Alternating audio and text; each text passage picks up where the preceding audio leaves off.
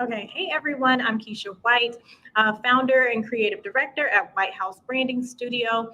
I help professional service businesses create a lead generating digital presence that also stands out from the competition.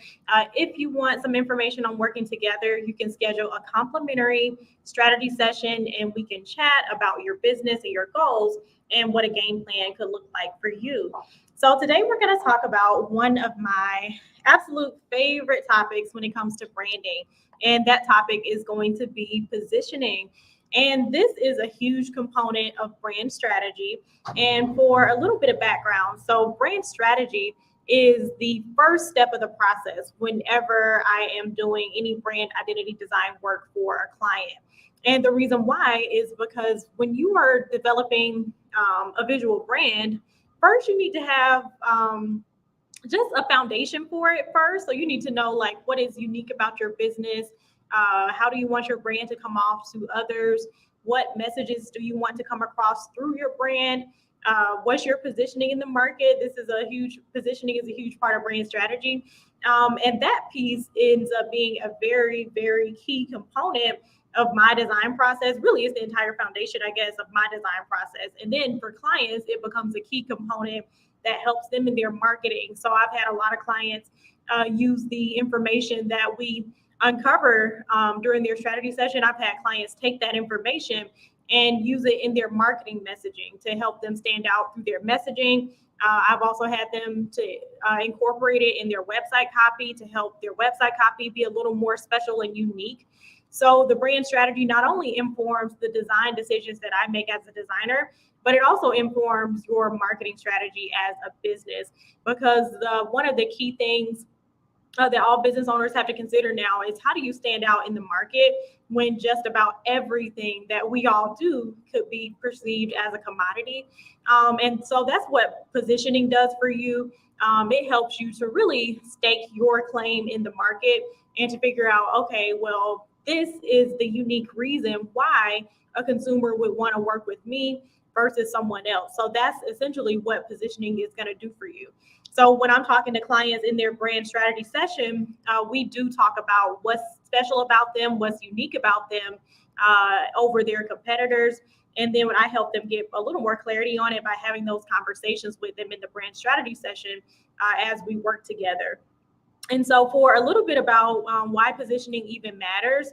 So, the reason why positioning matters is because it helps your services to not be viewed as a commodity. So there are hundreds of thousands of service providers that people can select from nowadays, no matter what you do, whether you are a financial advisor or you do property management, or maybe you're a consultant, or maybe you run a coaching firm or anything like that. Like no matter what you do, your clients potentially and customers have a lot of choices and a lot of options.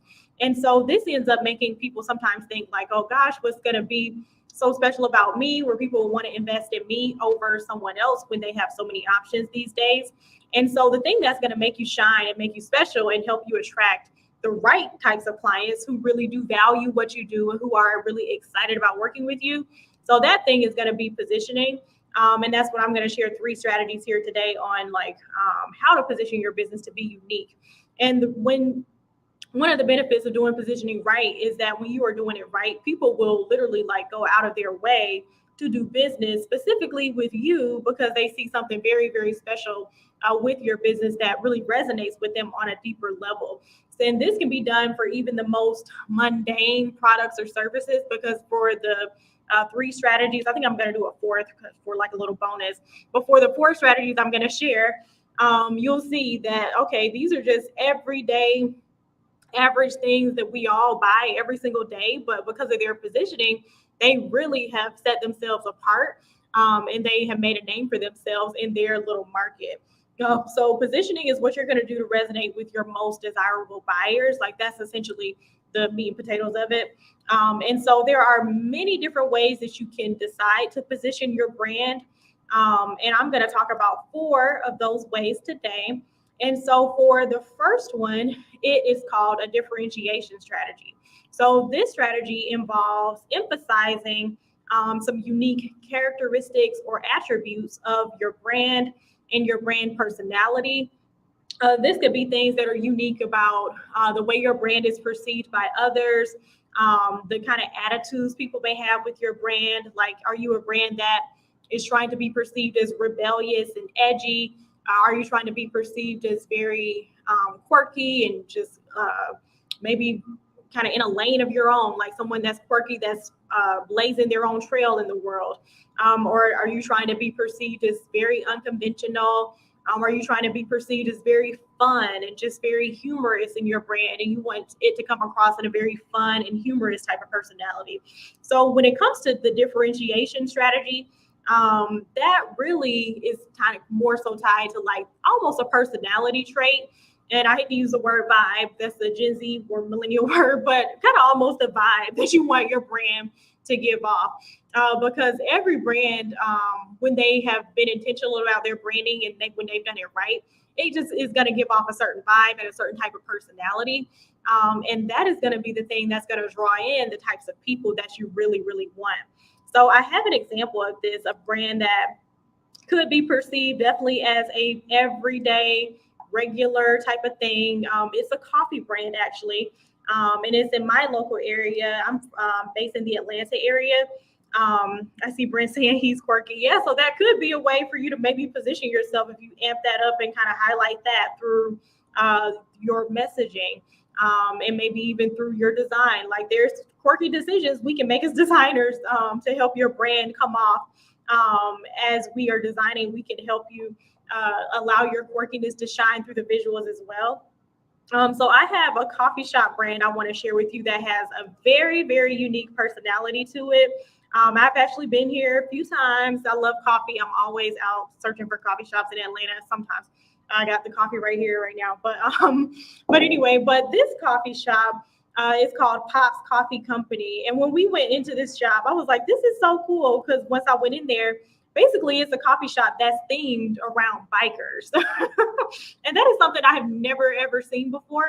And so when I started digging into like the owner and why he did it that way, so it turns out the owner, he had a garage, like basically a bike shop garage where they built custom bikes, and he had a lot of clientele who he built the custom bikes for. And he decided to expand basically something about his personality anyway. So obviously he was very into biking and motorcycles and stuff like that. He had clientele that were, and so he took that personality, something that he was interested in anyway, and translated it over to his coffee shop. So now the coffee shop has the biker decor, even the kind of like edginess of the logo with the lightning bolts. It feels very bikerish and very edgy. And then they even have the merchandise here that ties into their biker theme. And even it's coming through in the design. As you can see, the little overlay behind the merchandise here, that's an illustration of a bike, a motorcycle bike there. And then this is one of the walls in the coffee shop. So they're using that on the website to help enhance their website design and to pull their positioning into the website. But even the walls are decorated with biker helmets. And so this really shows how they pull the personality of the owner and what his personal, I guess, really interest was outside of coffee. He pulled that into his coffee shop to just make it a biker themed shop. So I have truly never seen this before in any coffee shops. I've been to dozens of them. And this is one with one of the most unique brands that I've ever seen. And so again, it's the most mundane product ever, which is coffee. There's thousands of coffee shops all around here. But as you can see, he really tapped into his personality and his interests and really his ideal clientele, which was the biker community. Because even as we were having coffee there, so many bikers were kind of pulling up as customers. And I'm kind of like, I'm not a biker, but I'm here because I like the coffee. But there were just so many bikers like coming up throughout the day, because he really made it feel like a place and a home for them. So this is a good example of kind of like an edgy biker personality in a mundane product. So when it comes to that personality and that differentiation strategy, like how maybe you could use it, think about maybe some unique things about maybe the personality or the overall vibe that you want your brand and your business to have. What kinds of people do you want to attract? and that type of thing. And then as you're considering that, then you can start to think about ways that you can exude that in your visual branding and in your messaging and in your marketing, so it can resonate with those people and draw those people in, just like with this coffee shop. Because again, this really worked for him. Because even as I was there having my own coffee, I saw bikers coming like all throughout the hours that I was sitting there. So I'm like, wow, this is really doing its job to pull in his target clientele, who are those bikers. So that's the first strategy of branding, which is differentiation. So based on your attitude, your personality, your overall vibe that you want your business to have. And so the second differentiation strategy, or a positioning strategy per se, that I want to show is a competitive positioning strategy. So this one, it's kind of it's a unique one to use. So I'm going to talk about it in more detail. So this one basically involves positioning your brand against like one or more specific competitors in your market. So basically you kind of do like an analysis of like, okay, there's my strengths as my business. These are my competitors' strengths. And then you kind of just lay it all out there, and you really show what makes your services better than your competition. So this way depending on your industry, could get a little messy. You may not want to do something like this, but it is a unique way to kind of make your potential buyers start to think and really consider like, okay, well, what is better about you versus them? And I guess this could be a good strategy if you tend to get a lot of comparison. So like if people are kind of always seem to be deciding between you and some other competitor, and you're like, okay, let me just lay it all out there because I know I stack up differently than this competitor does. So let me just lay it out there and show why we're the best option for our target clients. So this could be more of a strategy if you tend to run into a lot of comparison when it comes to your business. And so this is a company, I have an example for this too, that I actually used to work at. This was my last corporate job before I started working in my business full time. So this is for Keep, which is a software company. And when I was there previously, they were called Infusionsoft. Now they go by Keep because they did a rebrand. And essentially, Infusionsoft is a marketing automation software for small business owners. And so I can attest to this as a previous sales rep there, that there was a lot of comparison all the time. Like we always got people on the phone kind of asking us like, okay, well, what's the difference between Infusionsoft and HubSpot? Or what's the difference between Infusionsoft and Salesforce? And just all of that kind of stuff. And most of the time, I will say some of the times, the things that people were comparing us to, maybe they had heard kind of through the grapevine or something that could be an option for them, but it really wasn't the best option for them, to just be honest, and they didn't really know why. But we would have to kind of go through and explain like Salesforce is more for enterprise businesses. For a small business, we are best suited for you. And we would have to always go through why our software was the best option for them versus the other one. It was kind of became almost more of an educational thing. So now I see on their website, they have done a whole comparison page now to just basically explain clearly like what makes them better than their competitors. Because this is a very competitive industry too. There's so many softwares that all do very similar functions, but each one kind of has small little differences that kind of make them a little bit better than others, depending on the type of client you are. So they are very specific here, designed to take small businesses to the next level, community of entrepreneurs. So very clear who they're targeting. And then they go on to talk about the competitors, how we stack up against the competition. And so they actually have testimonials here from people who have switched from some of their competitors to explain why Infusionsoft ended up being a better fit, or Keep, I'm so used to calling them Infusionsoft, but why they've been a better fit versus the others. So like in this testimonial here, someone was saying when she was using MailChimp, she could send emails, but she felt like she wasn't able to see a comparison or record of it. On Keep, it's all in one place. Someone said she used to spend her weekends setting up campaigns and ActiveCampaign, but now Keep does it all for her, so she can spend that time growing her business. as a former HubSpot customer, once she tried Keep, she made the switch and never looked back. Tremendous value for the money.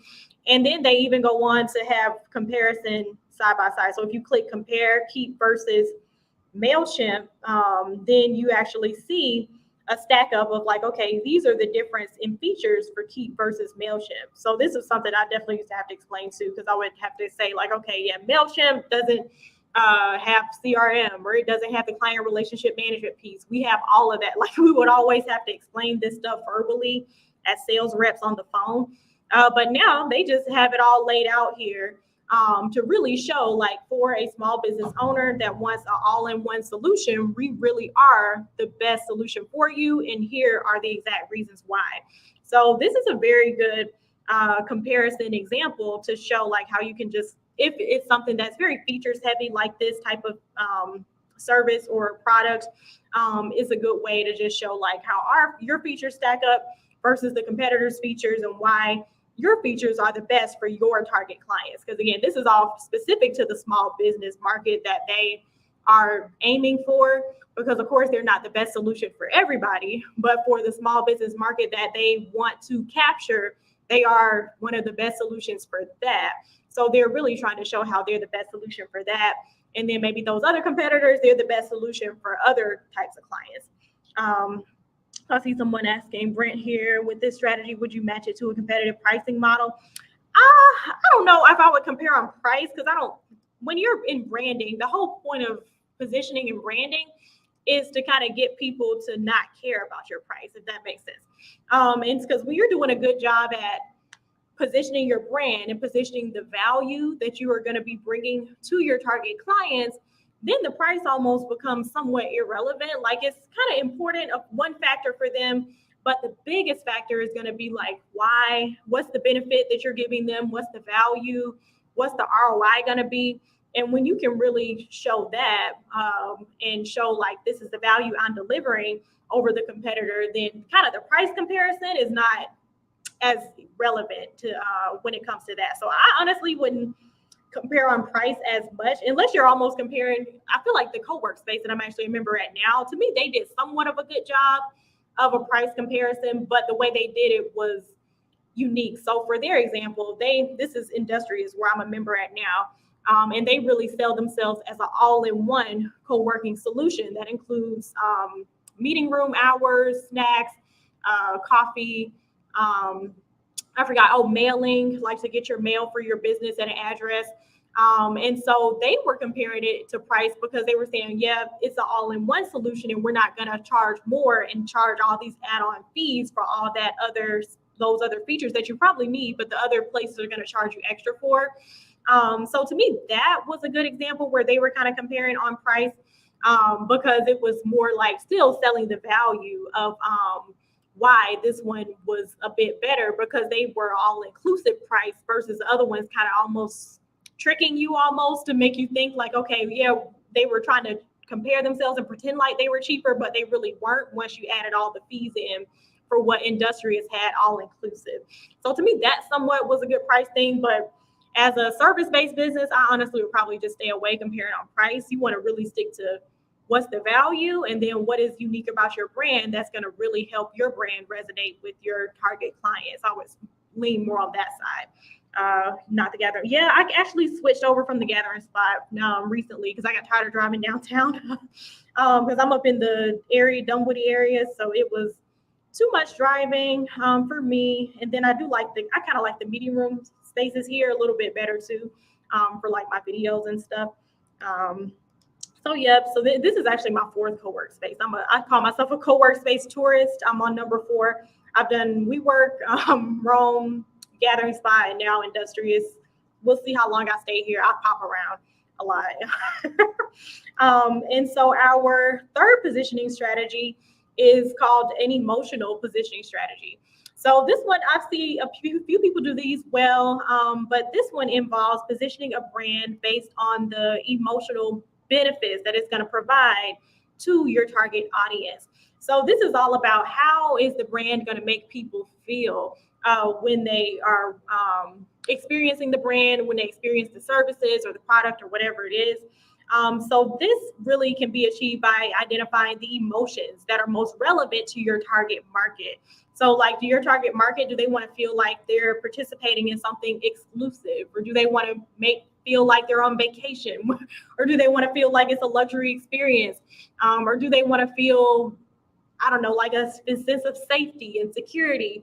So this one is all about considering the feelings that you want your target clients to expect or to experience when they work with you, and really, really ramping that up in how you market your brand, and even how you also allow your visual design to come through, like in your website and your visual branding as well. So I have another Atlanta example for this. As you can see, I'll be everywhere in this place, but so this one is a restaurant that I have been to once. I'm not going to talk about the food because in Atlanta we have a lot of restaurants that are very pretty, but the food isn't the best. But I wanted to use this one, even though I didn't love the food, because for a restaurant, they did very good branding to me. And so with their brand, they definitely wanted it to feel like an experience and not just you're just going out to eat. So as we all know, restaurants are it's a restaurant on every corner. There's so many of them everywhere. So like, what can a restaurant do to set themselves apart? So to me, this one did a very good job of really almost positioning it as like an exclusive type of experience that's going to make you feel like you're like on vacation. And then I will say, even being in the restaurant, just the way it was decorated, it really did make me feel like I was in Los Angeles, not Atlanta. I didn't feel like I was in Atlanta, and they did an excellent job with the just bringing that whole experience and that getaway, like you're on a tropical getaway type of feeling. They brought that into the restaurant itself. And it started with their website here, because as you can see, the sentence, take a leave of absence from work, or take a leave of absence to decadence. And then a departure from the ordinary, enjoy sky high luxury kind of thing. So they really wanted to feel like a luxury getaway type of experience and not just a restaurant. And even when you kind of check out the imagery, this feels very, very like a food and travel and leisure magazine type of look. We have the pool area, we have the vibrant colors, the pretty colorful cocktails that make you feel like a cocktail you would be sipping on vacation by the pool somewhere. And then they even pulled the theme into the menu. So as you can see with the menu, it says coastal inspired cuisine. So everything about this brand is all catered to like, this is going to be a getaway. This is not just a meal. This is a whole getaway. It's a whole experience that you're going to have when you come eat with us. So this was an excellent job of unique restaurant branding for sure. And then even I saw with Ernest mentioning the Gathering Spot. To me, they also do a bit of a good job too with their branding, because they make it sound very unique as well. If you're not familiar with it, the Gathering Spot is a co-work space in the Atlanta area, and they also treat it as like a members club type of thing. So they try to make it feel very, very exclusive, like you have access to like an exclusive experience, like an exclusive group of people in Atlanta or in society by joining this particular club. And so it could, the way they also had the private membership club, social you, creative you, professional you, and then the whole request and invitation. I love how they had that, because that makes it sound really exclusive. It's like you have to request the invitation. You can't just randomly get on here and just sign up. And they also try to do it as well through they do a lot of marketing to me and their branding with a lot of celebrity to me. That to me wasn't very what's the word I'm looking for, influential to me to make me want to join per se. But for the Atlanta market, I see how it works for them. So like they do a lot of promotion with like celebrities sometimes on their like Instagram page, or even in their website and things like that, to make it feel like, okay, a celebrity may be walking by if you join. And I will say that the reputation did kind of translate, because I even had people, when I was a Gathering Spot member, ask me like, oh, did you see such and such celebrity while you were working there? And I was like, no, I didn't actually see anybody, but it was still a nice environment. But they just were trying to make it feel very exclusive, like this exclusive invite only club where you may see a celebrity, you're gonna I don't know, kind of be a part of this exclusive part of society. One thing they, to me, could do better is ramping up more of the benefits, in my opinion, because to me, the benefits are very good, like with the restaurant being on site, and then the environment there was nice as well. But to me, they don't really do the best job at ramping that part up and really highlighting that part. But overall, they really just try to make it feel like an exclusive community. I can tell it's their piece, so they want to make you feel like I'm in this exclusive in crowd that not everybody can get into. So that's a positioning strategy as well. And that's definitely different from many other co-work spaces that I have seen. So when you're thinking about the emotional positioning strategy, that just really again relates to your target clients and what emotions do you want to evoke in your target clients. Like, how do you want them to feel? What do you want the services that you're offering to feel like? How do you want it to people to walk away after they receive your services? How do you want them to feel after they receive the services too? And so those are the things that you consider when you're considering that emotional positioning strategy. What position do I use for my brand? I can talk about that at the end. I want to make sure I get through my 4 points right quick before. So I'll talk about my positioning strategy a little at the end. And then, so our fourth positioning strategy is a cultural positioning strategy. So this one is all about positioning a brand based on its connection to maybe like a specific culture or even a subculture. So this typically kind of draws back to like somebody's values or their beliefs, or even like practices of a target market. This could be something like a brand that tries to show that they're eco-friendly or they are an advocate for a certain cause or something like that. And so a brand that does a really good job at this, I feel like a lot of people know them for this, is of course Ben and Jerry's. And so as we all know, Ben and Jerry's is an ice cream brand, and there is ice cream everywhere. There are so many different ice creams people can use or people can purchase, but they really do a good job at positioning themselves for a certain cause by showing the like social justice causes that they advocate for. And this one, to me, I peeled up this ice cream because they really put it on the actual ice cream container for this option. So they do have a whole activism tab on their website, which really goes into detail about it. But this really came through in the ice cream packaging here. I believe a Black artist actually designed this packaging for them. And then about the flavor, they really wrote about how they were really advocating for the right to vote as a part of the flavor of it. Black and Bold, that's actually a Black-owned coffee company. So they source and use a small Black-owned coffee company as a part of the ingredients.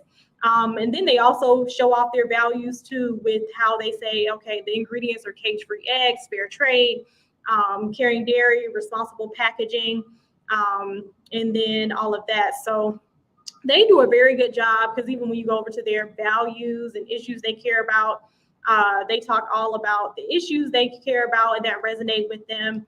And so a lot of people end up connecting with and resonating with their brand simply based on their activism and the way they speak up for certain issues that maybe other ice cream companies definitely don't even connect themselves to.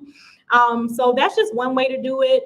But other ways could be like an environmental cause. Like you see some brands that are like, we're trying to be sustainable with our packaging. So we may not ship our stuff out in plastic or something like that.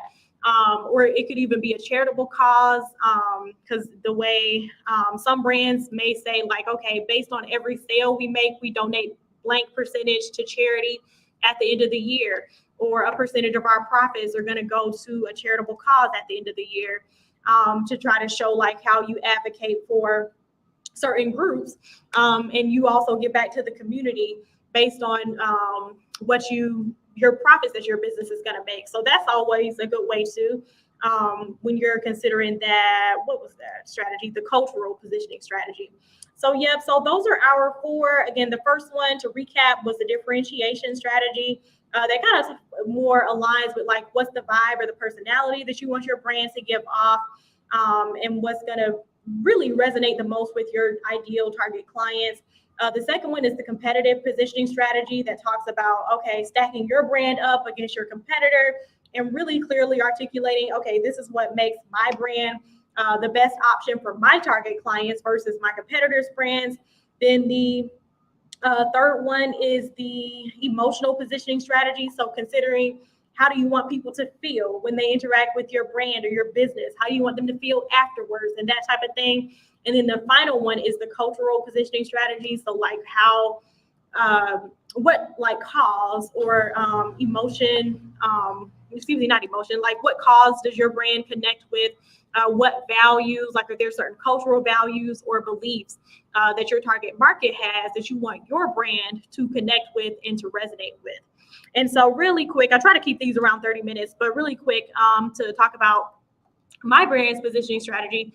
So it's primarily around just a high-end client experience. So that's really my differentiation strategy. And then also just offering brand strategy advice to me is also just a differentiator too, because my personal belief around design is that things should not just be chosen on a whim. And just because you think the color pink is a pretty color, you just go make your business pink. Like that's not the type of designer I am. I design based on strategy very specifically. And so I try to emphasize the strategy behind my designs. I always try to explain like design choices when I'm talking to clients, like why did I choose this color for them? Or why did I choose this symbol for them? And then also in my marketing, I try to emphasize the why behind designs as well, and to explain and to really present the design almost in a strategic way to say like, okay, we chose these symbols because of that. This logo was designed this way because of that. The symbol represents this. So one piece that really puts me in my own lane with design is just the strategic part behind design. That's a big differentiator for me. And then also come from a business sales background. So that business aspect and lens that I view design through is just a little bit just a part of my background coming from the sales and marketing world in corporate. And then the second positioning strategy is an elevated client experience for me. So I always want clients to feel taken care of, to feel heard, to feel like they can walk away feeling like it was a great experience when they work together with me. And depending on the package that someone received when they work together, I always send out a little thank you gift at the end of the process. So like it'll be a nice little gift with a little handwritten note saying thank you for working together, wish you all the best at your business, that kind of thing, to really go into that, making clients feel valued and making them feel like it was a really, really good client experience. So those are my top two things, like the differentiation in how I approach design and how I approach branding with that strategic business lens, and not just about making something look pretty or making something that just looks nice on the internet. Like we're going way deeper than that when clients work with me. And then the second piece again is the client experience and having it be an elevated client experience based on the step-by-step process that I take clients through and the way I'm always explaining designs to them. And I really want them to feel heard and taken care of as we work together, because I've heard some things sometimes in the industry about how client experience is not always the best sometimes with services that could be considered creative. So I'm very big on like, no, we are organized over here. This is going to be a smooth, great client experience. And this is how I'm going to work with you to make sure that happens, kind of thing. So those are my top two. There's a few others as well, but they're not as relevant. But those are the top two things for my positioning strategy for my branding studio. So hopefully those were helpful. I'm going to try to do more topics on branding and the brand strategy aspects of everything, because this is just really the foundational part before you get to design. And brand strategy not only supports your design being better in your business, it also helps your marketing to get better too. Because what a lot of people don't realize is that branding and marketing are like brother and sister, they go together. And then the branding piece is not just about the visuals and how your business looks, it's about what your business represents. And when your business is not representing the right things, that could cause an issue with you drawing in the right clients. So sometimes people don't realize why the marketing may not be working is because they are putting out the wrong brand messaging. And the messaging is not resonating with the right people because they're not clear on what is their overall brand strategy, what should the brand strategy even be. And so when you're clear on your brand strategy and what it needs to be to attract the kind of clients that you want, you can expect your marketing to be a lot more effective. Of course, it's definitely going to make your design make a lot more sense and be a lot more elevated and in alignment with the type of target clients that you want to attract. So yeah, so definitely going to do a lot more brand strategy live streams coming up soon. So hopefully this one was helpful. The one about positioning, again, I go through an exercise with clients in their brand strategy session to talk about their positioning when we work together before we get into any design work. So if you want to chat with me one-on-one about working together so you can get more clarity on your brand positioning and then also elevate your visual brand once you get that strategy clarity, make sure you click the link in the description with this video and you can get all the details on working with me. And you can chat about your needs for your business. What are your goals for your business? Who are you trying to attract and who are you trying to appeal to? And then we can talk about a strategy specifically for you that's going to help you get to where you want to be in your business. So definitely excited to do this chat. And thank you so much, Brent, for being so engaged and all the comments. Thank you so much for joining and for your time. And I hope this was helpful. And I will be back with another brand strategy related topic for next week. So I will see you in the next video. Bye.